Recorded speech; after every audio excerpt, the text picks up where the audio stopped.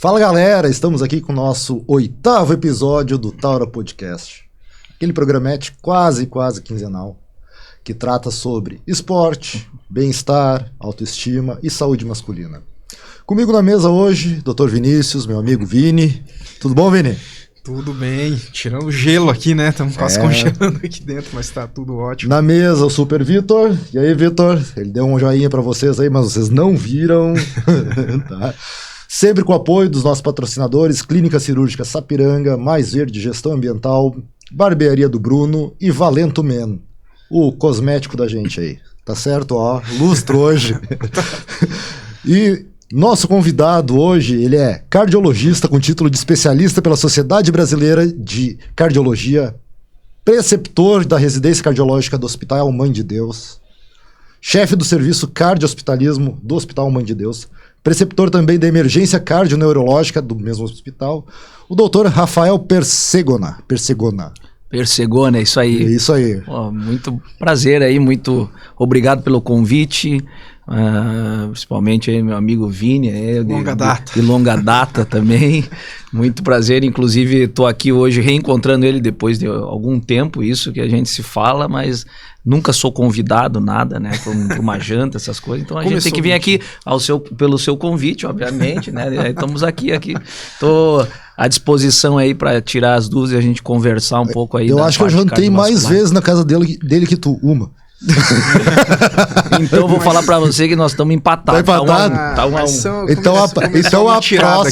Então a próxima vai ser nós dois lá. Vamos ficar empatados sempre. Isso aí, Não, até porque eu acho que da vez que eu jantei lá não foi uma situação muito agradável, porque eu acho que tinha umas 80 outras pessoas junto.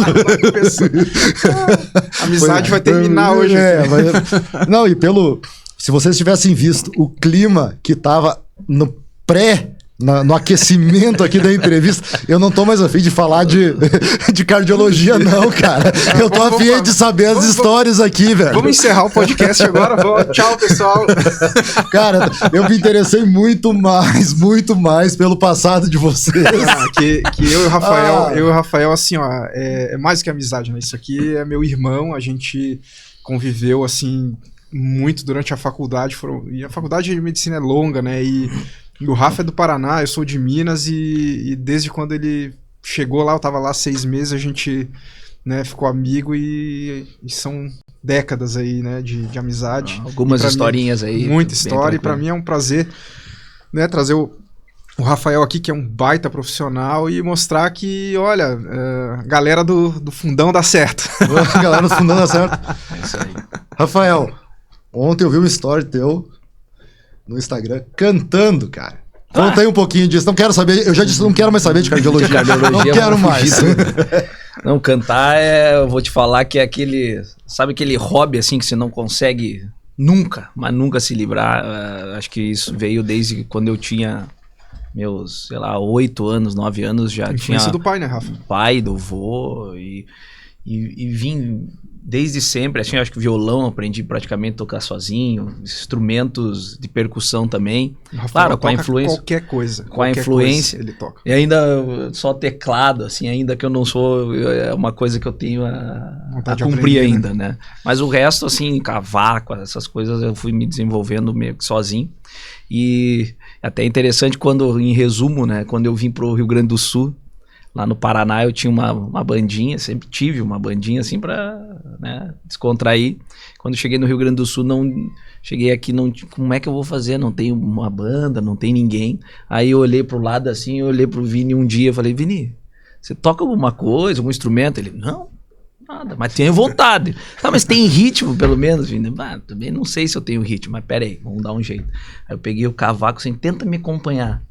E aí ele pegou, mas vou tocar onde? Eu falei, pega aquele negocinho de lixo ali, o lixo. Pegou o lixo e, o cara tinha ritmo. Eu falei, você tem ritmo?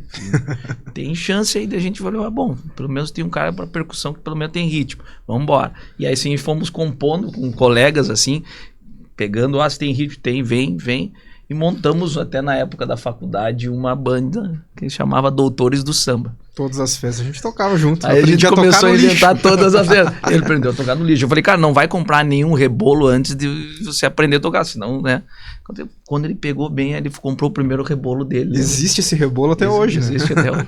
E aí, toda festa, faculdade, a gente começava a tocar. Então, pra gente era nosso hobby, reunir final de semana. Tinha faculdade, era integral, né? A gente não tinha muito tempo durante a semana, mas no final de semana a gente reunia e falava, vamos fazer um churrasco. Aí nós reuníamos mesmo e fazia. E aí começou a pegar preço o negócio na época. E a gente era tão irmão, assim, era uma turma tão legal que tinha um amigo nosso, grande amigo, o Henrique Pauletti, hoje é emergencista aqui na região e tudo, que não sabia tocar nada e não teve como ele ensinar, não teve como ele aprender a tocar.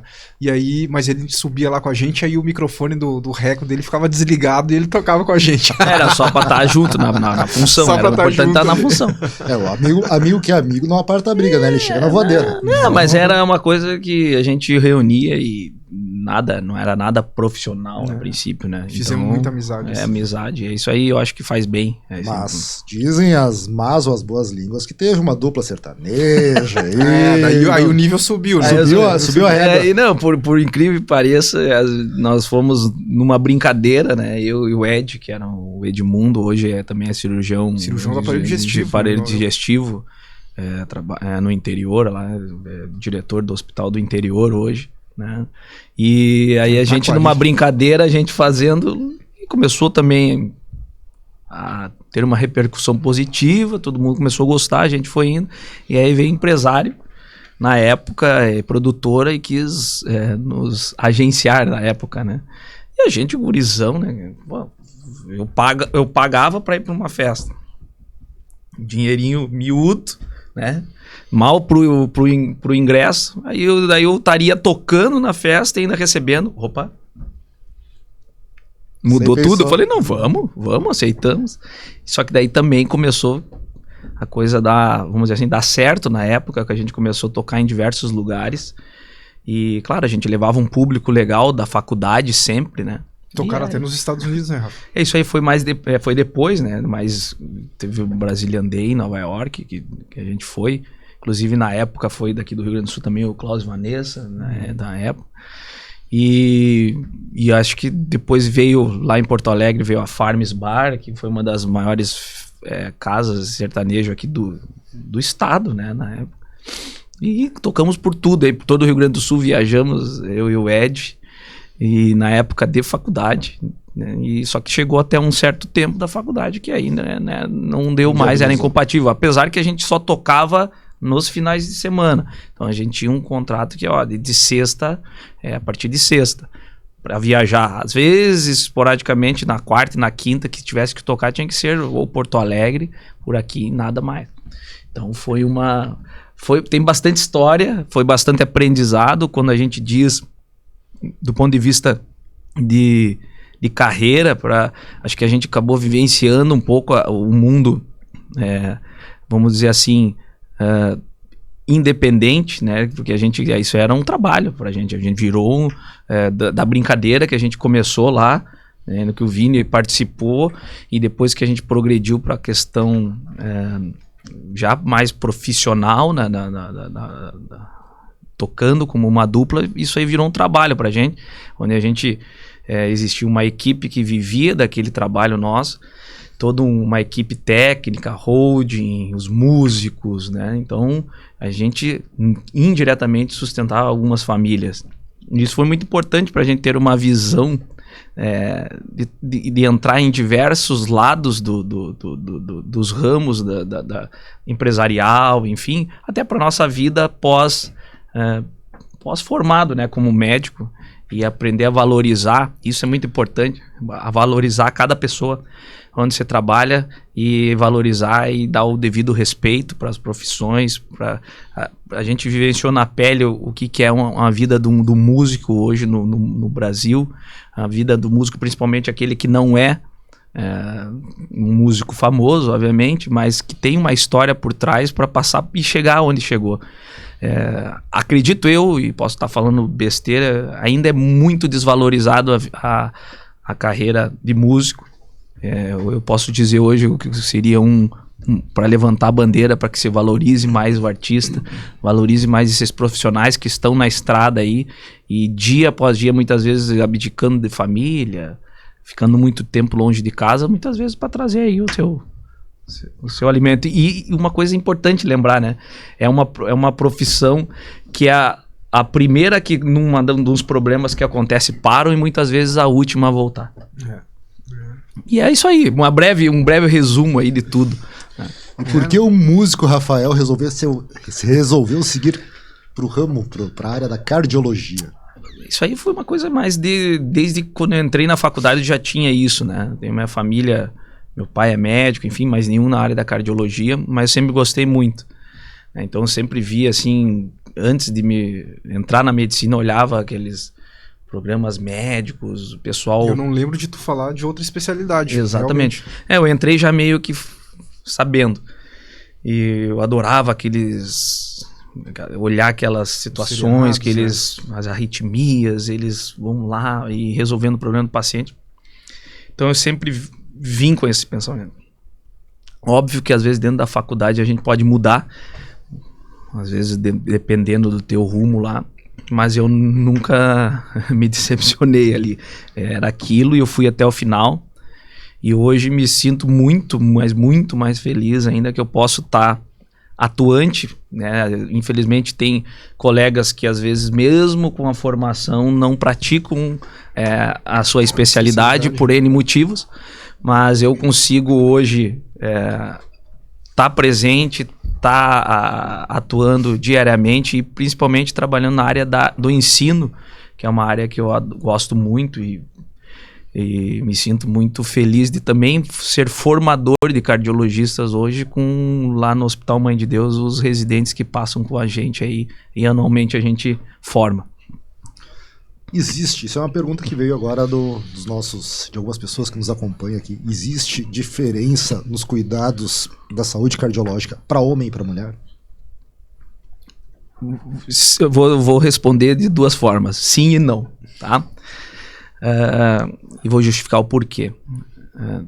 A prevenção da doença cardiovascular é para todos, tá? Não tem isso de diferença de sexo. Talvez o que a pergunta possa tá aí, eu vou dar uma justificada. Existe um fator de proteção que ainda em alguns estudos se mostram. Muitas vezes o risco cardiovascular da mulher se aumenta após a menopausa. Isso às vezes justifica-se pela mudança hormonal, né? E isso, quando a gente vai fazendo uma curva, o risco cardiovascular, muitas vezes da mulher após a menopausa, muitas vezes se iguala praticamente ao do homem nesse contexto. Mas os cuidados cardiovasculares basicamente são os mesmos, né? A gente sabe que, claro, tirando o efeito genético, e aí não tem muito como se mudar, isso para ambos os sexos, os cuidados desde a primeira década, quando a gente vai falar do infarto, da plaquinha, que todo mundo fala de aterosclerose, ou enfim, que se instabiliza e fecha a coronária e causa infarto, esse tipo, já nas primeiras décadas começam a ser formadas, né? Você não vai formar isso da noite pro dia. Eu comi um churrasco gordo lá e eu vou infartar porque eu tava comendo. Isso, claro, é um dos fatores, mas não se desenvolve da noite pro dia. Isso vem do histórico lá de trás. E os cuidados passam por diversos universos, desde o cuidado alimentar, que isso é um pilar, que a gente pode passar mais de 1 hora discutindo aqui. Só isso. Só isso, exatamente. E o Vini está aqui como cirurgião, e aí a gente não... Se eu entrar na obesidade em si e for embora, nós vamos até amanhã falando. Mas entre a questão alimentar, mas também a questão na tua vida, você ter uma organização de check-ups, né? De você avaliar níveis pressóricos, você avaliar teu nível de colesterol no sangue, avaliar também questão das glicemia, tudo isso, até envolvendo o sono que você tem, é fator de risco cardiovascular. Existe muito paciente que às vezes fala, mas doutor, eu estou muito bem, Eu fui num médico lá, ele falou que eu tô bem. Tá, mas o que é bem? Eu fiz, não, doutor, eu fiz meus exames, meu colesterol tá bom. Minha pressão tá boa. Meu açúcar no sangue tá bom, tá? Mas, doutor, eu não durmo bem. Tá, mas aí você não dorme bem o quê? Às vezes o paciente tem uma apneia obstrutiva do sono, que a gente vê muito também em pacientes mais obesos, enfim, e é muito não diagnosticado. E isso pode gerar um fator de risco cardiovascular que não é visto. As pessoas acham que roncar é normal. Ah, o meu tio lá, ele ronca bastante, que engraçado. Como se isso fosse uma coisa banal. E é uma coisa importantíssima, aumenta o risco de morte súbita. É uma das indicações, né, de cirurgia bariátrica para paciente obeso. Então, sono é uma coisa que, hoje em dia, cada vez mais as pessoas estão falando sobre sono, né, Rafael? O sono eu considero um pilar dentro da cardiologia que a gente não pode deixar de não ver no paciente, né? Por quê? Se eu for falar do sono, né, que não é o caso agora, mas eu estou tentando linkar com as prevenções, às vezes o paciente que não tem um sono reparador, no outro dia ele vai acordar cansado. Não tendo um sono reparador, acordando cansado, você tem uma variação hormonal, níveis de cortisol no sangue. Com isso, aumenta um pouco mais a ansiedade, muitas vezes por uma noite mal dormida, um cansaço maior, o paciente fica mais compulsivo, muitas vezes desconta na alimentação, e aquilo ali começa a virar um ciclo que no final das contas o paciente vai estar acima do peso, lá para frente. Quando você vê níveis pressóricos já começa a descontrolar, não começa a aumentar, você mesmo com medicação é uma das causas de hipertensão resistente, mesmo com um monte de medicação, às vezes a pressão... Até o tipo de gordura que ele acumula é diferente, né? A gordura relacionada ao estresse. É muito diferente, e aí nós não vamos entrar nesse mérito, porque é uma coisa que a gente vai... Mas a importância de... Independente do sexo, você ter um melhor controle de todos esses fatores, poucos fatores aí, principalmente níveis de estresse também entram nessa questão cardiovascular, é muito importante. Sabendo que cada sexo tem as suas particularidades do ponto de vista, muitas vezes, obviamente, genético e hormonal, e isso pode influenciar lá na frente, sim. Mas o mais importante dentro de tudo isso é a consciência, né? A população está bem conscientizada a esses fatores de risco e aplicá-los, né? Não aplicar, muitas vezes a gente tem pacientes que vão aplicar depois que já tiveram a doença estabelecida. Ah, agora infartei. Bom, agora eu vou daqui para frente eu vou mudar. E não é essa a intenção. Eu nem sei para que linha eu sigo agora, porque ele foi tão abrangente, mas eu vou dar um pulo aqui e vou voltar lá para dieta e nutrição, né? Olha os nutricionistas aqui, pessoal, calma aí. Né? Não, já passaram por aqui, já passaram. Não, mas dentro da tua especialidade, assim, a gente sabe que excesso de gordura, com o tempo, vai acarretar problemas. Uma glicemia alta acarreta problemas, mas eu quero falar ao contrário. O que a gente pode comer que pode nos facilitar o trato e nos manter o coração saudável? Existe alguma lógica, alguma indicação de alimentos que nos ajudam, tipos de gordura? Os famosos alimentos funcionais, né? Vamos lá. Focado saúde cardíaca. Olha, a orientação que se tem sempre é uma dieta que sempre uma dieta rica em nutrientes, ou seja, em vitaminas, legumes, frutas, uma dieta menos, vamos falar, gordurosa, ou seja, aquela carne gorda. Eu às vezes olho assim, né? Vai um churrasquinho, aquela carne gordurosa, aquela lanho de gordura e o bicho vai lá e bum, que delícia. Então, são diversas situações que você pode aliar. Só que assim, eu quero trazer uma coisa importante, quando a gente vai falar de dieta, tá? A palavra dieta muitas vezes espanta. Eu, na minha experiência clínica, principalmente muitos dos pacientes. E aí, talvez vai estar assistindo aqui alguns nutricionistas, mas a gente tem, principalmente no paciente cardiopata, que é aquele que já se desenvolveu a doença e agora tá fazendo essa pergunta, o que que eu faço agora para me melhorar? A gente tem que entender que a dieta passa por um pressuposto de mais uma reeducação. A palavra reeducação é melhor que a gente falando do que eu falar assim, você vai ter que fazer essa dieta. Eu não pergunto em termos de tu criar uma dieta forçosa, mas sim realmente nessa questão de tu criar um hábito. O que eu incluo na minha alimentação? Exatamente. Aí esse hábito que a gente está criando, às vezes passa ao contrário do que o paciente sempre fez na vida. Né?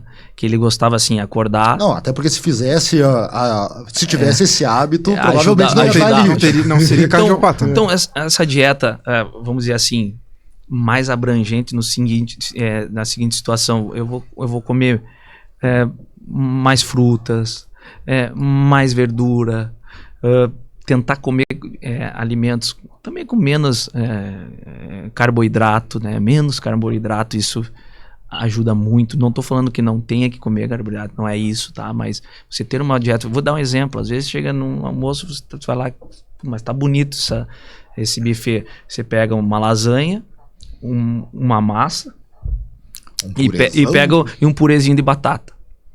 3 tipos de carboidrato diferentes. Aí no fim eu coloco um arrozinho e por fim...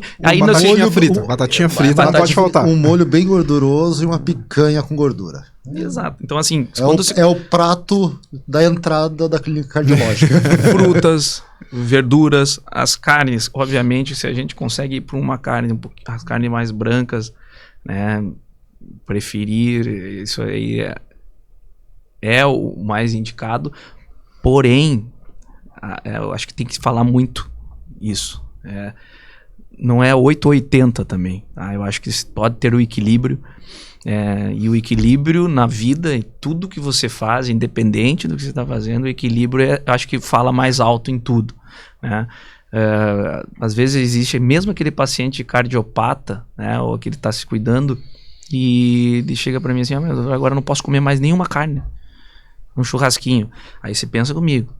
O paciente viveu 65 anos na vida dele e ele infartou. Aí ele infartou, resolveu lá, colocou a molinha lá, o stent e organizou as medicações. E depois ele vai voltar à vida, né? E aí eu vou falar para ele assim, olha só, você não come mais isso, não come mais aquilo, você não faz mais isso, não faz aquilo.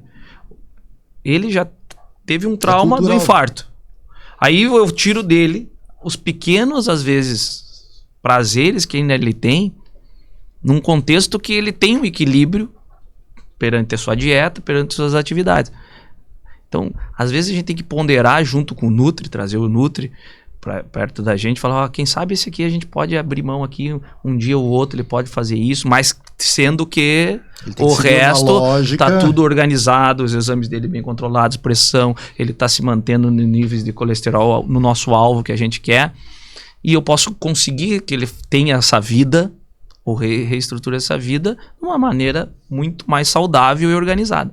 Né? E às vezes... não precisa morrer em vida porque ele teve um agravo na saúde. Agora, a gente tem que saber ponderar isso. E isso às vezes tem locais, enfim, que são um pouco mais rígidos, e eu entendo que às vezes é necessário, mas a gente tem que saber onde a gente está lidando, o tipo de jogo que está sendo jogado, né? Só pra gente... porque eu vejo assim que proibido é melhor, né? Mas vai acontecer dele comer escondido. E essa palavra dieta, as pessoas se acostumaram a associar ruim, com restrição. Restrição. Agora eu não posso comer nada. Não, pelo contrário. Tem gente que vai fazer reeducação alimentar, que é um conceito bem mais moderno e bem mais racional, e a pessoa nem consegue comer tudo que tem na reeducação alimentar dela, porque o volume é maior. Então a pessoa come mais. Isso, né? Exatamente. Então, doutor, eu pesava quase 140 quilos, eu emagreci clinicamente, e o grande choque foi isso. Eu comia mais na dieta, seguindo a dieta de emagrecimento, do que o que eu comia, só que a qualidade do alimento era melhor. Aí você está batendo o ponto que a gente queria chegar. O que a gente está comentando aqui, a qualidade, né? Deu exemplo do almoço, lasanha, né?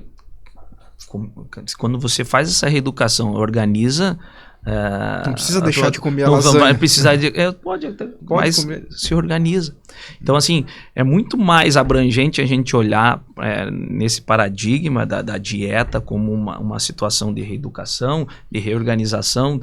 E a gente realmente, hoje, se a gente parar para pensar, pessoal mais no celular, rede social, as pessoas mais fascinadas e vidradas, muito menos, vamos dizer assim, comunicativas entre si. Pessoas mais ansiosas, as pessoas mais comendo. Hoje em dia, antigamente você ia para casa, vou deitar no meu sofazinho, vou ver uma televisão. Hoje as pessoas deitam no sofazinho, celular, come aqui, ansiedade dali. Então a gente está vendo muito isso dentro dos consultórios e nas emergências, esse nível de estresse da população associado com alimentação muito, então, muito, o estilo muito, de vida moderno, ele tem acarretado em maiores problemas para a saúde cardiovascular das pessoas? Ou poderia dizer que com a quantidade de informação que a gente tem, com a quantidade de busca pela estética perfeita, poderia estar melhor essa situação? E eu posso fazer uma resposta aqui que pode dar um pouquinho de rebuliço. A vida moderna nos trouxe maior acesso a informações. Porém, em termos do nosso mundo globalizado, eles tentando facilitar a minha vida, o tipo e a qualidade da alimentação piorou em muitas situações. Quando a gente vai ver os fast foods da vida, enfim, as pessoas vão mais rápido, às vezes naquele dia a dia tribulado, enfim, come isso aqui, come um sanduíche, come aquilo, e a qualidade, podemos dizer que muitas vezes piorou, né? Apesar da informação hoje ser muito maior do que antigamente, né? E só para complementar a tua pergunta ali, se poderia... se ela não poderia ser invertido com essa quantidade de informação que o problema nós é o que temos. A gente faz com a informação, né? Aí que eu vou... O que a gente vai... O paciente que era, vamos dizer assim, há uns... muito longe, menos de 10 anos atrás, aí, onde a gente não tinha tanta essa informação. A gente saía da faculdade... Nós guria, vou comentar, a gente não tinha tanto essa consciência, comia meio que de tudo que tinha pela frente. E eu não vou ser hipócrita aqui, comia mesmo, não tinha essa visão, mas isso aqui não vai... aula para comer X com cerveja. Exato, e aí de noite era... Isso era na segunda, na terça era pizza com cerveja, na quarta era... Exatamente, e na noite, de noite, o que? Um miojozinho, que é mais barato. Eu não treinava durante a faculdade. Então assim, isso que eu tô falando mais de 10 anos, né? Não vou falar isso, mas mais, a gente não tinha. Hoje eu vejo a informação, as notícias, o bem-estar, porém, às vezes se confunde um pouco com a estética. Quando a gente entra na estética, que era outra situação que você tinha comentado, porque as pessoas, o que é estética? A estética é só o externo, que a gente está falando, ou a gente fala em saúde? Porque eu vejo lugares falarem de uma vida saudável e saúde, mas as pessoas, o estilo de vida, o que usam, não condiz com saúde, né? Então não quero entrar no mérito, talvez daqui a pouco querendo entrar na questão de anabolizantes em si, que não é a causa, mas a gente... Nem sempre, nesse aspecto, nem sempre beleza é sinônimo de saúde. É isso que eu quero chegar. O que é saúde? A gente recentemente pegou infartado, chegando quase em parada, um jovem, né? Considero 36 anos, 35 anos. Imagina, infarto de 36 anos. Fazia atividade e tal, mas usava algumas situações que talvez não fez um acompanhamento adequado, enfim. E isso, o que seria, né? A estética é igual à saúde, né? E, obviamente, as redes sociais estão trazendo mais essa visão de perfeição, de corpo ideal, beleza. Eu acho que se usa todas as ferramentas para ter o resultado mais rápido com menor esforço. Mais rápido com menor esforço, só que com muitas vezes, em certas situações, maior dano à saúde. Isso às vezes não reflete naquele dia, pode não refletir naquele momento, mas vai te trazer resultados muitas vezes catastróficos ali na frente. Então a gente tem que cuidar bem. No meu consultório a gente fala muito sobre longo prazo, né? Então assim, chega um paciente às vezes com 36 anos de idade e eu converso muito com os pacientes sobre isso, né? A nossa expectativa de vida, ela está aumentando, né? Porque a gente tem mais, tudo isso que a gente já falou, tem mais acesso à informação, tem mais acesso a tratamentos médicos, as pessoas estão amadurecendo em relação ao entendimento do que é prevenção. Então, quando a gente faz uma intervenção agora, não é pensando no ano que vem, é pensando como eu vou estar quando eu tiver 80 anos, porque a lógica diz que existe uma maior chance de eu chegar aos 80 do que eu morrer antes dos 80. Então, assim, como é que eu quero chegar nessa idade? Eu quero estar funcional, eu quero ter a minha autonomia preservada, eu quero poder fazer as minhas coisas sem depender de alguém contratado para poder me ajudar nas atividades do meu dia a dia. Então, tudo que eu faço agora vai refletir lá. Ah, mas eu não sei se eu vou estar vivo. A estatística diz que eu vou estar. É muito mais estatisticamente provável. A evolução dos tratamentos, a evolução da quantidade de alimento disponível, a redução dos tempos de espera por conseguir alimento, a própria educação, a cultura fazem com que a gente tenha uma expectativa de vida maior, que a nossa curva de expectativa de vida seja maior. Porque a gente tem tudo as ferramentas, e eu vou falar uma frase bem... A palavra que a gente usa hoje, a palavra mais forte é a palavra prevenção. É por isso, como diz, a prevenir, ou seja, a prevenção é muito importante. E realmente o nosso organismo, ele se comunica com a gente. Ele vai a longo prazo, ele vai se comunicando de diversas formas. Você vai entendendo, né? Você vai se conhecendo, você vai entendendo. Então, o hábito que a gente vai ter hoje vai se refletir lá na frente. Ah, mas aí é muito difícil. Porque eu ouço diretamente, mas eu não dá, porque eu tenho que trabalhar, porque eu tenho que isso, eu tenho que aquilo, porque não dá, porque meu dia a dia, mas minhas contas, meus problemas, bom, isso todo mundo tem. Ainda eu não conheço quem não tenha. E se você me tiver... no mesmo número de horas que o outro. Se você tiver alguma solução, você já podia me chamar pro próximo e a gente pode anunciar isso. Porque assim, você levanta no outro dia para resolver problema. Né? Então assim, você venceu mais um dia e amanhã é outro dia. Qual vai ser os problemas do outro dia? Dizem alguns filósofos que a gente criou problemas para serem resolvidos a cada dia. A cada dia. Porque antigamente, tem gente que diz assim, antigamente eu era só catador de fruta, nem caçar não precisava caçar. Exato. Aí resolvi matar o primeiro bicho, fazer fogo, ferrou. Exato. Aí eu tive trabalho de limpar e nunca mais parei de trabalhar. Isso é uma coisa que acontece no nosso meio, né? A gente tem lá, quando a gente entra na faculdade de medicina, a gente idealiza a medicina como uma coisa, nossa, eu vou terminar a faculdade, eu vou ganhar muito bem, e aí eu vou fazer as coisas que eu deveria fazer, né? E aí tu vê que, não, a tua vida fica cada vez mais difícil, cada vez mais atarefada, cada vez mais responsabilidades, e muitas vezes, pelo processo de amadurecimento, a gente começa a fazer coisas que a gente não fazia naquela época. Eu não treinava na época da faculdade, porque eu achava que eu era o sujeito mais ocupado do mundo. Meu Deus, eu tenho que estudar para as provas, eu tenho que ir bem, eu tenho que ir no ambulatório, eu tenho isso, tenho aquilo. Cara, eu faço muito mais coisa hoje. Eu tenho uma família, eu tenho uma filha, e eu me cuido mais do que naquela época, porque é isso que o Rafael disse. Cara, não vai acabar os problemas, a tua vida não vai ficar mais fácil, pelo contrário, ela vai ficar mais difícil. E aí tu tem duas opções.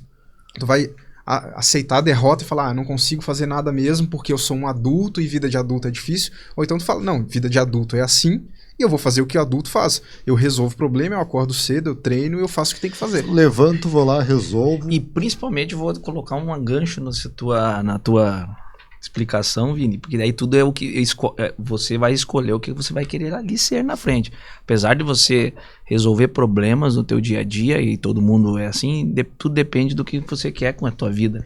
né? As tuas escolhas vão fazer muito parte do teu dia a dia, talvez do teu sofrimento ali na frente, né? Eu começo falando a palavra família, né? A família da base da tua casa, quando você não tá muito mal estruturado ali para trás, realmente fica 10 vezes mais difícil lá para fora. E isso são escolhas, decisões, né? Tanto de quem vai estar ao teu lado, a escolha de quem vai cultivar teus problemas junto contigo, se essa pessoa muitas vezes vai te levantar ou isso influencia muito. Porque na nossa vida a gente tem que ter um pilar assim da questão da mente, corpo, né? A mente bem, o corpo e espírito. E a pessoa que não é espiritualizada hoje, na minha concepção, acho que essa pessoa precisa se encontrar para ser espiritualizada, porque algumas respostas eu acredito que parte dali. Né, muitas respostas para o nosso dia a dia, muitas respostas até para as nossas, e eu falo como médico, às vezes nós como médicos a gente não tem muitas vezes uma resposta física aqui, mas algumas respostas que vêm, e como eu sou acredito veemente em Deus, uma força maior, e essas respostas sempre chegam no momento certo, né, na minha vida. Então isso é muito importante, porque aquela pessoa que muitas vezes leva uma vida aquela vida terrena, onde pagar conta, trabalhar, dinheiro, conta,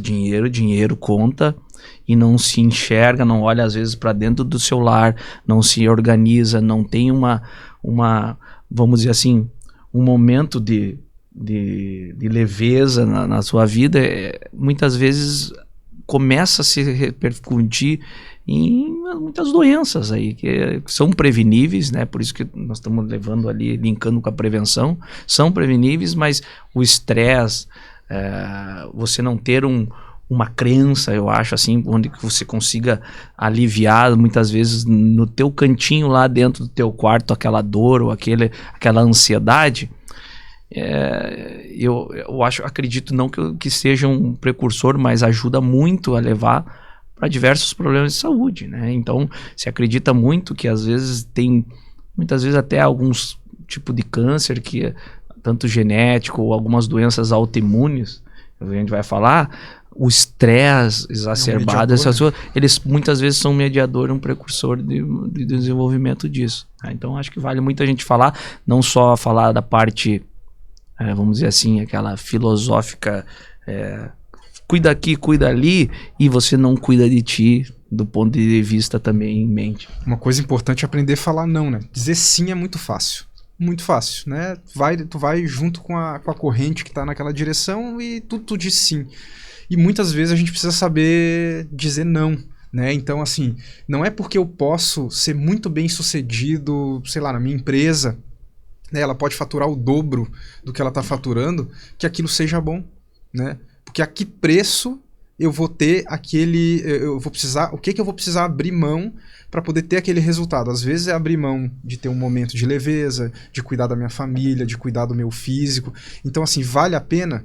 E as pessoas demoram muito tempo para aprender a dizer não. Eu demorei muito tempo na minha vida para aprender a dizer não, né, para situações em que às vezes era mais cômodo eu dizer sim. Dá um exemplo aí agora, eu aqui me metendo. Dá um exemplo aí, fiquei curioso, para quem que se disse não que mudou. Trabalho, Rafael, trabalho. A vida do médico, ela só começa a melhorar quando o médico aprende a dizer não. Não é porque tu recebe 15 propostas de trabalho de vários amigos e tal, que querem te chamar para aqui, para ali, e para trabalhar e para fazer isso, que tu tem que dizer sim para tudo. Porque tu é um só, né? E tem pessoas que precisam da tua presença, eu tenho filha, né? E se eu disser sim para tudo, a minha casa fica abandonada lá. E aí eu fico triste, aí eu me sinto culpado, aí eu não cuido deles, o meu ambiente fica ruim e eu adoeço, entendeu? Então, aprender a dizer não é uma coisa importante. Eu acho que quando a gente tem um direcionamento espiritual, isso o Rafael falou, e eu queria entrar nisso um pouquinho também, fica muito mais fácil falar não, né? Porque tu para de querer agradar só as pessoas. É bom agradar os amigos, né?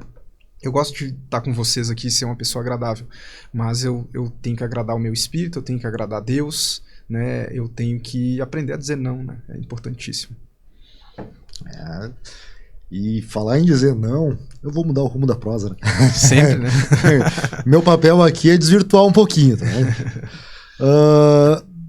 Alcoolemia. Eu gosto muito de um vinho, doutor. E aí um seguidor nosso aí, o Paulo, perguntou: vinho faz bem pro coração, como dizem aqueles mitos? Olha aí. Polêmico. Então, esse assunto é bastante polêmico no bom sentido, assim, né? Porque teve alguns estudos que trouxeram, vamos dizer assim, o uso do álcool, enfim, né? E quando colocaram os vinhos, de usar X doses por dia, se mostrou em um determinado local, parecia que tinha um efeito protetor numa determinada população, aquele uso. E teve os flavonoides, a questão que foi encontrado na casca lá da uva, enfim, pode ser por isso. E colocaram uma dose X. Porém, isso existe, né? Obviamente. Mas a gente, como cardiologista, aquele paciente que não usa ou não faz esse uso, a gente também não estimula que faça, obviamente, né? Mas uma taça de vinho, teoricamente, pode nos mostrar. Obviamente, a gente tem que ver, cada caso é um caso, mas dependendo do paciente, enfim, isso pode vir a ser, vamos dizer assim, administrado. Mas a gente tem um bom cuidado quando a gente fala isso em público, porque a gente recebe muitos pacientes pedindo: doutor, posso tomar? Então, o que é o tomar? Porque a outra pergunta que ele fez foi: posso substituir por suco de uva porque eu não bebo?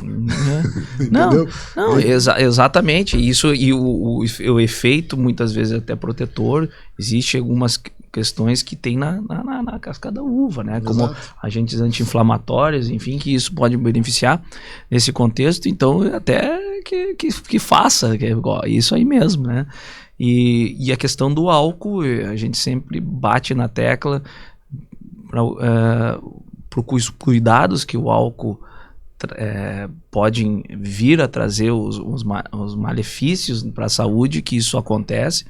Inclusive, o uso semanal, o uso de qualquer dose semanal tem estudos que mostram que aumenta a chance de ter insuficiência cardíaca. Não, porque é o que existe, claro, existe pelos estudos, é uma dose considerável, obviamente, diária, né?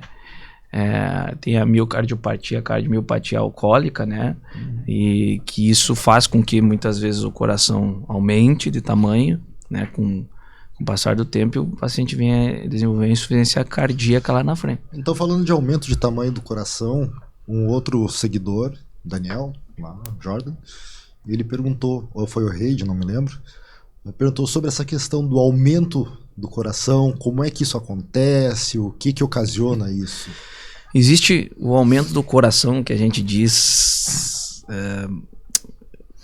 vamos dizer assim, existe um atleta que muitas vezes no seu exame, um atleta de alta intensidade, ou enfim, tem uma intensidade aumentada de exercícios físicos, né, semanais, enfim, ou até por fins competição. Esse paciente às vezes vai fazer um tipo de exame de rastreio, ele pode se apresentar com o coração aumentado. E isso não não quer dizer que ele tem uma cardiopatia, um aumento do coração patológico. Não. Isso a gente chama, com alguns critérios, coração de atleta, que pode vir a aumentar. Efeito adaptativo. Adaptativo do coração para aquela situação. Que, obviamente, ele descontinuando aquela intensidade ou aquele esporte, enfim, com o tempo lá a tendência é que volte. Óbvio que do outro lado aqui é aquele paciente que desenvolveu um aumento do coração por diversas situações, ou por aumento da pressão arterial a longo prazo, isso pode fazer com que o coração aumente, ou o paciente que tenha uma miocardiopatia às vezes mais genética, que faz com que o coração aumente, algumas doenças cardíacas que podem chegar à insuficiência cardíaca, né? Então existe o outro lado, que aí sim são doenças patológicas, necessitam de tratamento, né? E muitas vezes até uma busca de fator etiológico, o porquê disso. Isso a gente só vai saber, obviamente, com prevenção, com exames às vezes de rotina, cardiológica. Mas, quando a gente vai falar também do atleta, existe o atleta que faz esse tipo de atividade física, o coração aumenta, mas do ponto de vista de intensidade, e tem o atleta que às vezes o coração aumentou, muitas vezes por uso de substâncias, e a gente vê muito isso em alguns fisiculturistas, enfim, não quero que eu seja neutro nisso, mas com o uso de muito anabolizante nada mais que vai também fazer com que ocorra a hipertrofia do coração, obviamente, músculo, e automaticamente isso causa muitas vezes um grau de insuficiência cardíaca, né, e de forma às vezes lesiva e patológica, podendo vir a desenvolver às vezes até morte súbita e problemas mais graves, né? Então a gente tem que saber separar isso, e o cuidado de quando você vai fazer uma atividade física, saber em que limiares você pode chegar por uma avaliação de profissional bem capacitado, e claro, tudo dependendo também da intensidade, de como você vai seguir essas atividades, mas é sempre bom você estar muito bem minado de profissionais que possam te orientar de forma técnica e científica, né? E não de fundo de quintal, que a gente vê muito isso, filosofias ou até nas redes sociais, pessoas falando situações meio adversas, que não condizem assim com a verdade, a gente sabe, e ainda muitos prejudiciais, e difundem isso, né? E aconteceu uma coisa ruim, que hoje em dia a autoridade não é dada pela formação e pela capacidade técnica, muitas vezes pelo número de seguidores. Então assim, se eu sou uma pessoa que tem muitos seguidores, o que eu falo é independente muitas vezes até se comprados ou não, você tá... Então assim, não, fulano de tal tem 100 mil seguidores, então ele deve ser uma pessoa bem formada. Exatamente. E não é assim, né? Exatamente. E atividade esportiva como agente de prevenção? Se fala em uma caminhada de 40 minutos, uma corrida, uma musculação. O que tu indicaria hoje para uma pessoa de hábito normal? O que é? Aquele cara que levanta de manhã às 6, trabalha até às 18. Tem número recomendado. Então, qual é a recomendação hoje? A recomendação hoje, pelas diretrizes brasileiras, até internacionais, da melhor prática, é uma atividade que gera em torno de 150 minutos por semana, né? Se a gente for ver aí, dividir em semana, 30 minutos por dia, durante 5 dias, numa atividade de média intensidade. Se é leve, daí é o dobro, né? Então, por exemplo, aquele pessoal que vai fazer a caminhadinha leve, daí tem que ser... Vai caminhar com o celularzinho na mão, olhando pro celular. É exercício, doutor? Mas aí 30 minutos não adianta, né? Eu brinco com meus pacientes, eu falo assim, olha, paciente que tem obesidade não pode, com todo respeito, né, aos nossos vovôs, né, que a gente entende que tiveram toda uma trajetória durante a vida aí, lá no final a atividade tem que ser mais leve em função das limitações físicas, mas a atividade para paciente que tem aí 30, 40, 50, 60 anos e que tem obesidade, é atividade com intensidade, com carga, né, claro, feita a avaliação adequada para ver se aquele paciente tem condições de fazer aquilo. Porque caminhadinha leve, daí tu tem que fazer um volume muito grande para aquilo ali ter um benefício cardiovascular, né? Fazer 300 minutos, né, de atividade física por semana não é fácil, né? Então, para a maioria das pessoas não é, né? Então, tem que ter isso em mente. Eu vou te dizer assim, vamos focar assim, no mais, se fizer ali, a gente conseguir fazer com que a pessoa saia da inércia, isso já é um grande avanço. Aí mora no segundo andar do meu edifício, sube pela escada ou sube pelo elevador? Isso faz diferença? Se a gente consegue trocar essas pequenas coisas, mas para se movimentar, para estar fazendo, isso eu já não vou nem entrar no mérito assim, do número. Porque tem que fazer tantos minutos, eu acho que só da pessoa já partir sair daquele estilo de vida que tinha e mudar os hábitos, que seja uma caminhada, 2 caminhadas, né, numa intensidade mais moderada, e que faça isso, comece a criar gosto por isso e aos poucos mudando o seu hábito, isso é muito válido, muito importante. O grande problema nisso aí é que os pacientes eles sempre têm desculpa. Então, você vai sempre ouvir desculpa. Se tá frio, como hoje tá muito frio Já aqui, né? Já não vai. Se tá quente também não. Se tá quente é porque tá muito quente. E aí, aí choveu, né? Então, assim, e se ficou noite, eu não posso ir na rua porque pode ser perigoso. Então, você vai ver inúmeras desculpas e para ele não fazer nada. E a gente vê isso no dia a dia. Aí a minha pergunta sempre é, o que é prioridade na tua vida? Qual que é o pilar de prioridades na tua vida? Antigamente, e a gente tem, na época do meu avô, do meu pai, existia umas prioridades de vida onde que às vezes ele colocava trabalho em primeiro lugar, muitas vezes vinha a família, e em terceiro vinha a saúde. E a gente, se a gente puder se preocupava com saúde, já estava melhor do que a maioria. No final, assim, então assim, trabalho, e aí a família ali, e a saúde era em último. E hoje em dia tem que ser ao contrário, né? Isso aí, né? A gente tem que ter saúde para a gente poder cuidar da família e para depois trabalhar bem.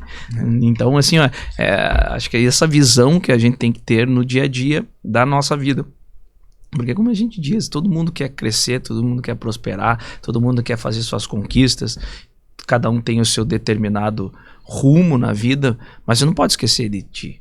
Porque para você avançar nessas determinadas áreas, você tem que estar com a saúde boa. Eu sempre brinco, né? Cuidar da saúde, ter autoestima, fazer as coisas pra mim é igual estar no avião e dizer, coloque primeiro a máscara. Quando despressurizar, coloque primeiro em você. Exatamente. E depois ajude a outra pessoa. Não tem como ajudar a outra pessoa se tu não tá bem, né? Se não tá com a tua saúde em dia, com a tua cabeça em dia, né? Então, não, porque às vezes você perde o teu tempo da vida. É uma frase bem clichê, mas se perder a tua vida inteira adquirindo dinheiro, perdendo tempo da tua vida adquirindo dinheiro, e lá na frente, quando você tem dinheiro, você vai usar o dinheiro para recuperar a tua saúde. Entendeu? Então você faz um sentido inverso nisso. E isso é para pensar não amanhã. Isso tem que pensar hoje. Nós temos que decidir hoje isso. Doutor, eu tô com 47 anos, tô dentro ali da curva dos 40, 48, que tem maior risco cardiovascular para o homem. Quais são os primeiros sintomas que eu devo começar a me preocupar? Porque assim, eu, diferente de algumas pessoas, eu procuro médico regularmente, faço check-ups. A gente brincou quando a gente entrevistou a dermato, a doutora Kinsley, né? Quantas vezes tu foste ao dermato? Esse ano eu já fui 2, entende? Eu já fui no cardiologista esse ano, já tô com minha bateria de exames feitas agora. Mas aquela pessoa que não tem o hábito da prevenção, de fazer o exame, fazer o acompanhamento, existem sintomas que ele pode estar sentindo que poderia levar ele a se preocupar e procurar um atendimento médico, uma mudança de vida? Por exemplo, como tu disseste, roncar, o cansaço, uma dor de cabeça. Bom, vou responder em cima desse paciente específico, esse que assim, não me leva para o médico, que não é o correto, obviamente, a prevenção desde sempre é a prioridade. Mas se algo você vê que na tua vida, no teu hábito que você fazia, exemplo, eu levantava, eu ia na cozinha, fazia o café, depois eu descia as escadas, ia trabalhar e tudo certo. E ultimamente eu tô cansando muito, falta de ar que eu não tinha antes, pode ser um sinal, né? Ou muitas vezes fazendo tudo isso aí, vamos se basear só nisso. Eu já sinto um desconforto no peito, um aperto, uma coisa estranha que eu não sentia antes. Pode ser um sinal. Outra coisa, às vezes, em alguns momentos, posso sentir um pouco de palpitação, ou seja, às vezes o meu coração acelerar. Muitas vezes minha visão turva, algumas tonturas em alguns momentos do dia, mal-estar. Então, tudo isso são alguns sinais de alerta, né? Tanto esse desconforto no peito, essa dor, essa opressão, que às vezes pode ser também um desconforto que pode vir para o braço, associado com mal-estar, como tontura, náuseas, muitas vezes, sem ter nada aparente, né? Ou relacionado a algum esforço, falta de ar. Então, tudo isso são sinais de alerta, sim, do ponto de vista cardiovascular, e a recomendação assim, não espera o outro dia para ir, amanhã eu vou ver isso. Vá numa emergência, vá num local mais próximo, faça uma avaliação. E principal, vou bater nessa palavra, prevenção. Prevenção, ponto. E como eu balanceio uma vida ativa e o descanso? Como é que tu vê a questão do descanso? Vamos desconsiderar o sono como um sono restaurador, mas o descanso, por exemplo, eu gosto muito de treinar, eu faço musculação, faço jiu-jitsu, se me deixar eu jogo bolita, eu faço de tudo, entendeu? Uhum. Mas a gente sabe que o descanso é importante. O que tu recomenda como descanso, como aquela parada para realmente relaxar? O que tu recomenda assim para essa questão da saúde cardiovascular? O descanso tem que vir aliado.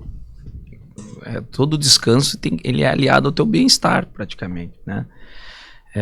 Eu conheço pessoas que passam o dia trabalhando e chegam às 6 horas da tarde e falam assim, vá lá pra...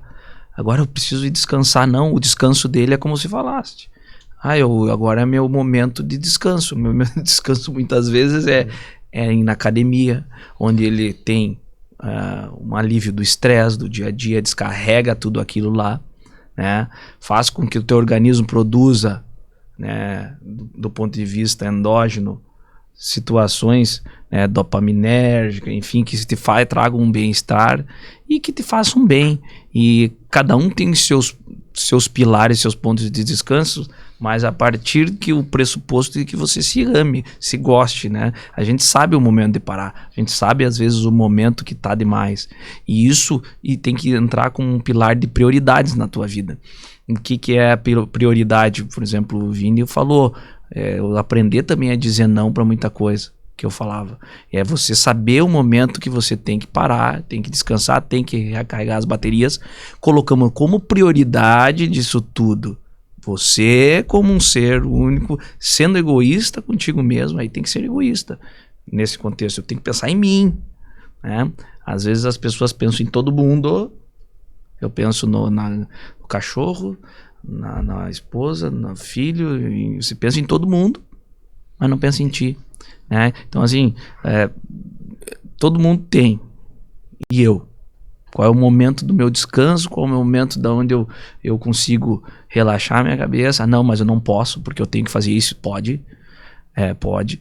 E eu dou exemplos variáveis. Às vezes, a gente recebe pacientes no consultório, pressão descontrolada, diabetes, enfim, e tiraram um tempo às 3 da tarde para ir no consultório. E aí, quando você vai conversar, você fala assim, tá, mas e quando é que você tem o descanso? Doutor, não dá. Tem que trabalhar, porque isso, não sei o que, daí eu tô me passando nisso. Tá, mas você teve um tempo pra ti, pra você vir cuidar da tua saúde agora. Tinha que vir, porque era necessário. Tá, mas e aí? Então dá. Então dá. Então é você que não quer. Então assim... isso a gente já conversou, eu acho que em todo episódio a gente fala isso, né? Que é a questão da disciplina, que é a questão de saber que dá para organizar. Existe uma coisa que eu vou falar, e o Vini pode confirmar. Eu aprendi muito na minha vida a ter disciplina, que eu não tinha antes. E não era porque eu não tinha, porque eu vivia o mundo de Bob. E eu vi na vida, fui aprender... Agora. Hã? Entregou a idade. Exatamente, mundo de Bob.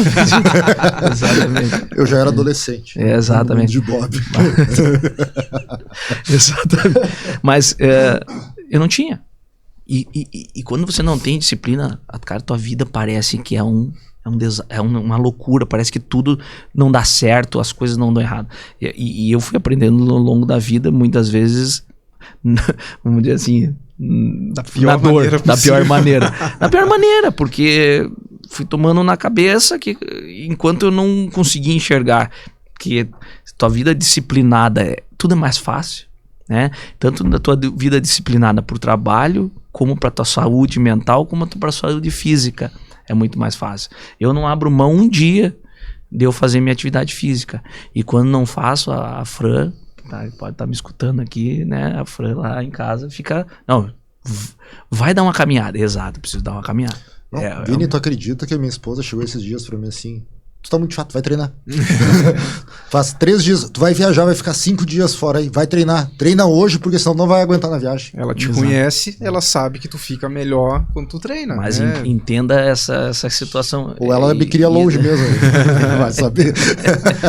Mas é muito importante isso, porque eu não tinha isso aí. Então, assim, eu aprendi que eu chego nos... Eu sou chato pros horários. Eu sou chato porque eu saio que eu tenho que chegar em tal horário, porque se eu não sair dali, eu vou chegar atrasado lá no outro. E o teu dia não vira uma bagunça. Então, quando eu coloquei um pouco da disciplina pro meu dia a dia, tanto até a disciplina física, assim, para atividades, e não abrir mão disso, não abrir mão. É o meu horário reservado, eu gosto de falar isso. Eu tenho um horário reservado para o meu treino de musculação. Às vezes eu não consigo porque atrasa uma atividade anterior, mas eu não começo nada naquele horário, eu não marco nada para aquele horário. E para os treinos à noite também, eu tenho a minha rotina é exatamente por isso. Eu não abro mão, porque aquilo que a gente entende que mudou a nossa vida para melhor, eu acho que a gente tem que pegar e ter... E não pode a gente se submeter a tudo que é obrigação. Então, por exemplo, né, a gente tem que cumprir o horário de trabalho. Né? Quando tu tem horário de trabalho, tu não questiona se tu tem que acordar naquele horário. Não, tu simplesmente levanta, não interessa como é que tu tá, tu vai lá e trabalha. Por que não pode aplicar essa mesma disciplina a uma coisa que é pra tua família, que é pra tua saúde? Não faz sentido nenhum. Né? Tens filho? 2. E o exemplo dos teus filhos é você. As boas práticas dentro de casa vai ser o reflexo do que teus filhos vão ser lá na frente, né? Isso é muito importante, a gente como vamos dizer assim, um provedor da família, trazer bons exemplos. Perfeito. Foi um dos motivos da mudança. Tu olha e diz, poxa, mas qual é o legado que eu tô passando pro meu filho? E hoje eu digo para eles, gente, hoje eu treino, tá? Eu tava em São Paulo, um dos meus filhos é competidor. Eu estava em São Paulo com ele alguns dias atrás. Aí é o competidor, viu só? Tu não sabe como é levar um galinho pra rinha lá em São Paulo. Eu achei que eu ia infartar, eu achei que eu ia ficar por lá. A gente subiu numa ladeira e eu disse, eu tô com cãibra, mano. Sorte que eu treino pra diminuir isso. Sim. Né? E eu fiquei pensando, poxa, por que eu treino de verdade? Não, eu treino para que quando eu tiver 70, 80, eu continue fazendo isso. Que eu não preciso de ninguém para me carregar, que eu tenha uma qualidade de vida, que eu tenha uma dignidade. Autonomia é uma coisa fundamental. As pessoas, quando elas chegam lá no final da vida, o que acaba com a vida do idoso, né? Quando ele perde a autonomia. Que enquanto ele tem autonomia, ele tá bem, ele tá feliz, porque ele tá ali. Quando ele perdeu a autonomia, se tu vai olhar assim, a estatística, né, de mortalidade, é altíssima. Quando eles perdem a autonomia, eles morrem logo. Basicamente é a autonomia e a importância, muitas vezes, que eles se colocam na sociedade para a vida, né? Era aquele lá que trabalhava, era chefe de um setor ou que trabalhava ativamente numa empresa e depois se aposenta, ele se olha em casa sozinho ou dentro de limitações, onde começa a se perder isso e ele não tem esse hábito muitas vezes. Isso aí com o passar do tempo começa assim a deteriorar e perder muitas vezes a sua autonomia. A gente vê muito quando a gente fala da idade. Mas a minha idade, o paciente tem 85. Hoje em dia a gente vê muito bem o paciente às vezes que chega a 85, mas praticando algum tipo de atividade dentro da sua limitação, obviamente, a qualidade com que ele age no dia a dia, a parte da cabeça, como se comporta, a parte neurológica, e o paciente que é aquele que se entregou lá atrás e não faz nada. Então, com certeza, porque assim, a gente existe no passar do tempo, a gente tende a perder massa muscular, a gente tende a desenvolver a osteoporose, enfim, e a atividade física breca tudo isso, ajuda a brecar tudo isso e te dá mais longevidade nesse sentido. Então, há uns dias atrás eu vi uma matéria, eu assino uma newsletter do Arnold Schwarzenegger, que em inglês, ela tem nome, mas traduzindo é o lado positivo da internet. Acho que tu conhece ela. Sim. Né? E ele trouxe que a perda de massa muscular das pernas tem relação direta com doenças do tipo de Alzheimer. Sim. Ele mostrou, eu até ouvi alguns estudos que mostram, né, que o treinamento de membros inferiores, principalmente no idoso, isso traz muito mais proteção e muito mais... E tem uns estudos de ressonância magnética, né, comparando idosos que mantiveram a atividade física, principalmente tem uns estudos grandes, pegando idosos que são triatletas, né, correm, pedalam, e que tu vai olhar a perda de massa muscular deles, o que é relacionado com a idade, é muito menor do que as pessoas imaginam. Então, assim, o idoso que mantém a atividade, ele consegue, muitas vezes, estar com um condicionamento físico melhor aos 70, 80 do que ele tinha lá quando ele tinha 40. Porque o que se perde do ponto de vista de deterioração da massa muscular relacionado com a idade é muito menor do que o que se perde com o sedentarismo. Então, assim, para quem está nos ouvindo, né, tem 60, 70 anos, olha, dá tempo ainda, dá tempo de melhorar muito. Né? Então vai fazer atividade física com carga, treinar mesmo, porque dá para voltar a ter uma saúde e uma autonomia muito melhor. Me pediram para fazer mais uma pergunta. O uso hoje é muito visto como prática de pré-treino e tal, o uso de diversas substâncias. E me relataram o uso de estimulante tadalafila, de uso contínuo, como vasodilatador para hipertrofia. Bom, eu não vou entrar no mérito desses estudos, mas... não foram estudos, foi uma pergunta realmente que alguém usou. Mas eu estou falando no geral de vasodilatadores, isso dentro do cenário muito bem... Porque hoje esses estimulantes sexuais são os remédios mais vendidos do mundo. Existem diversos pré-treinos, enfim, até quando a gente vai falar, tem pré-treinos... usa esse pré-treino aqui, vai melhorar e vai aumentar até a tua queima de gordura. Quando você vai ver isso... Me pediram para perguntar sobre o uso da cafeína, excessos, cápsulas... Então vamos lá, vou dar um briefing, né, um geral rápido. Que também são assuntos que a gente entrar muito... Mas dentro desses, nenhum estudo comprovadamente assim, mostrou realmente benefício, até na questão de perda de gordura, enfim, usa isso aqui que vai ter perda... Pouca coisa quando comparado, enfim. Situações muito específicas. Muito específica, né? Então tem que saber bem, e óbvio que eu estou falando um pouquinho fugindo, mas a cafeína com estimulante, sim, pode ser usado como um pré-treino, até como estimulante, mas numa dosagem adequada. A questão do vasodilatador, isso muito se falava, porque vai dilatar, melhorar o fluxo sanguíneo para aquela região, melhora isso, melhora aquilo. Também não foi uma coisa muito... vamos dizer assim, significância nesse sentido. Existe as pessoas que usam, mas eu sinto melhor, ok, pode ser até muitas vezes por efeito placebo, que a gente diz. Mesma coisa, te dar um comprimido aqui agora, falar assim, cara, que você vai ver que vai ser o melhor treino da tua vida. Só o ato de você colocar aquele comprimido e chegar assim, cara, fiquei bem com isso aí, achei diferença. E aquilo ali é um sal, sei lá, uma farinha qualquer, e você está tomando e está falando que teve diferença. Então existe as indicações. O que a gente está falando aqui? Felizmente as pessoas começam a enxergar o mundo, como até tu falaste no começo, elas querem o que é o mais fácil, sem muito estresse e que resolva o meu problema rapidamente. Então, o famoso comprimido para tudo, né? Se eu tomar isso aqui, dá. Isso, toma. Quem ganha com isso são outras pessoas que ganham ao redor disso, que eu também não quero entrar na situação, mas vende lá, compra. Agora eu vou tomar... Tem gente assim, não, vou fazer meu combo da manhã, vou tomar o comprimido de tal. Café especial do não existe uma situação que eu respeito e tá tudo certo, dependendo do que se toma, se você se sente bem.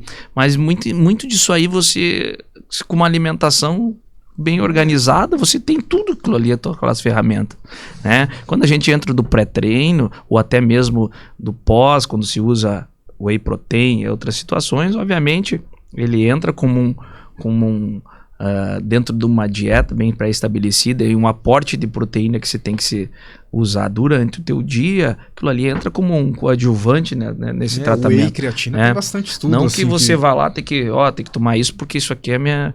Não, existem indicações para aquilo ali, existem orientações que a gente tem que ser seguidas, mas o resto, olha, a cafeína como um estimulante, ela pode te dar... E não adianta dormir meia hora à noite antes do treino e achar que vai tomar uma pílula de cafeína e que vai treinar bem, né? Exato. Então, assim, tem que tomar cuidado muitas vezes com alguns estimulantes e a gente acaba pegando alguns... a gente no dia a dia, às vezes que... eu comecei a tomar um estimulante X para treinar. O paciente chega lá meio taquicárdico. E a tolerância do organismo muitas vezes é diferente de cada pessoa. Ninguém... A mesma reação que eu toma 2 doses, sai quicando. Exato. Aí eu te dar 400 miligramas de cafeína. Se eu der, às vezes, talvez para alguém, outra pessoa fica mais ansiosa. 400 miligramas eu durmo. Não, você está entendendo? Então, estou dando um exemplo. Cada um tem a sua resposta orgânica, mas eu acho que dentro disso tudo a gente tem que ter uma prudência nas ações, prudência aonde que você quer chegar, o que você quer contigo mesmo, prudência no que você vai fazer com aquelas medicações. Procurar saber o que você está tomando, procurar saber onde aquilo vai levar, porque infelizmente a realidade na frente das emergências que a gente pega lá por trás não é a mesma que a beleza e a estética que todo mundo fala, tá? Rafael, para a gente terminar então, que conselho você daria para a população em geral, principalmente para os homens, sobre a saúde cardiovascular? Nessa câmera aqui. Nessa câmera, então assim, pessoal, primeiramente, eu acho que desde sempre priorizar na prevenção, nos check-ups. Isso é muito importante a gente falar. A gente ouve a velha frase de que eu não vou no médico porque eu não estou sentindo nada. Isso pode dar problema. Tentar manter, do ponto de vista de vida, uma vida mais saudável, pensando em vários aspectos, desde o teu sono, teu estresse, buscando alternativas para tirar esse estresse, como a gente falou aqui, procurando situações que te tragam bem-estar, tentar sempre verificar os níveis pressóricos, fazer teus exames anuais para avaliar a glicose no sangue, níveis de colesterol, principalmente fazer alguma atividade física, e aí o fazer não precisa ser engessado ou ter que ser musculação, tem que ser a caminhar, tem que ser o que você gosta de fazer, o que te dá prazer, procurar achar um esporte, algo que te dê prazer, né? E principalmente ter uma alimentação adequada, organizada e no geral, gente, ser feliz, gostar de ti mesmo, e o principal pilar disso tudo é você primeiro se gostar, né? Se você não se gostar, isso aí, tudo que eu falei não vai ser feito. Então, a pessoa que se gosta, a pessoa que trouxer você como teu principal, vamos dizer assim, principal fator da tua vida é você com certeza levando essa vida, esse estilo de vida, com toda certeza as doenças vão ser muito diminuídas, os problemas muito menores, até doenças como a gente sabe, as doenças oncológicas, aí, diversos tipos de câncer prevenidos e principalmente a doença cardiovascular. Então, galera, a gente conversou hoje com o Rafael Persegona, médico cardiologista, nos trouxe muitas informações aqui. Quero te agradecer, Rafael, foi muito legal. Já? Já. Infelizmente, nosso tempo acaba em alguns segundos aqui. Tinha mais umas 2 horas para falar aqui de algumas coisas. Nós vamos ter que fazer mais alguns episódios, né? Vini, muito obrigado. Obrigado, Vitor. Obrigado aos nossos patrocinadores. Obrigado pelo convite. Até lá, valeu, pessoal. Gente. Tchau.